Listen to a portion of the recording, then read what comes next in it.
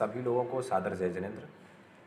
आइए आज से हम प्रारंभ करते हैं इष्टोपदेश की कक्षाएं।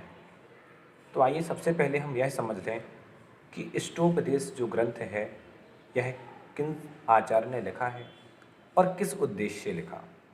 तो आइए सबसे पहले हम समझते हैं कि इष्टोपदेश ग्रंथ की रचना किनने की।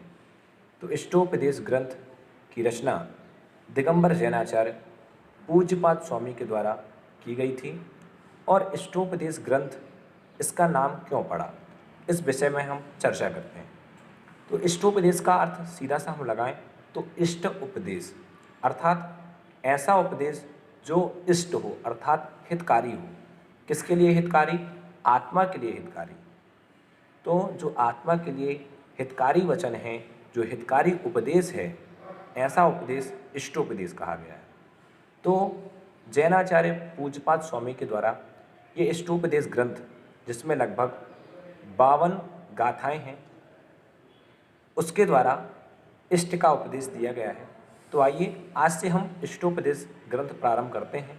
तो सबसे पहले हम ग्रंथ का मंगलाचरण करेंगे और जानेंगे कि मंगलाचरण में आचार्य पूज्यपाद स्वामी जी ने किसको नमस्कार किया है। तो दोनों हाथों को जोड़िए, आइए इष्टोपदेश ग्रंथ का मंगलाचरण करते हैं। यस्य स्वयं स्वभावाप्ति प्रभावे कृष्णकर्मणः तस्मै संज्ञान रूपाय नमोस्तु परमात्मने। ये था ग्रंथ का मंगलाचरण। तो इष्टोपदेश ग्रंथ में किसको नमस्कार किया है, तो आइए देखते हैं, एक एक शब्द से अर्थ को लगाते हैं। यस्य स्वयं स्वभावाप्ति, आप देख सकते हैं कि यस्य स्वयं स्वभावाप्ति, यस्य यानी जिस भगवान के, यानी जिनके, स्वयं स्वभावाप्ति, स्वयं यानी स्वतः ही, स्वभावाप्ति स्वभाव की प्राप्ति हो गई है।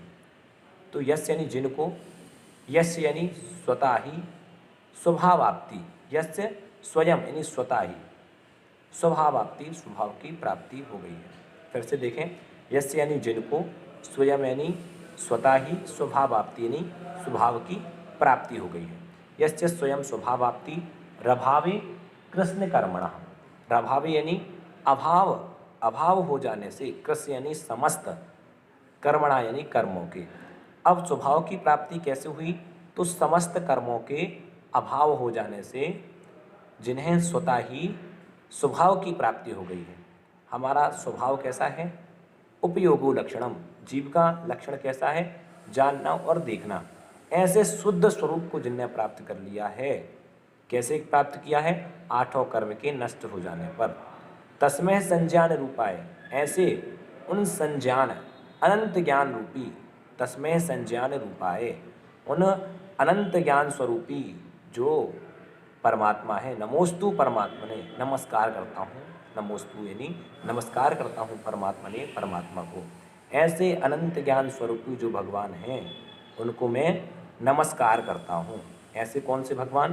अर्थात सिद्ध परमेष्टि को यहाँ पर नमस्कार किया गया है, जो आठों कर्मों से मुक्त हो गए हैं। तो आइए इसका एक बार भावार्थ देखते हैं कि यस्य स्वयं स्वभावाप्ति प्रभावे कृष्ण कर्मणा, जिन्होंने अपने स्वरूप को प्राप्त कर लिया है, अभावे कृष्ण कर्मणा, अभाव हो जाने से, कृष्ण कर्मणा समस्त कर्मों का, तस्मै संज्ञान रूपाय नमोस्तु परमात्मने, तस्मै संज्ञान रूपाय, उन संज्ञान अर्थात अनंत ज्ञान स्वरूपी परमात्मने यानी परमात्मा को मैं नमस्कार करता हूँ, नमोस्तुते यानी नमस्कार करता हूँ।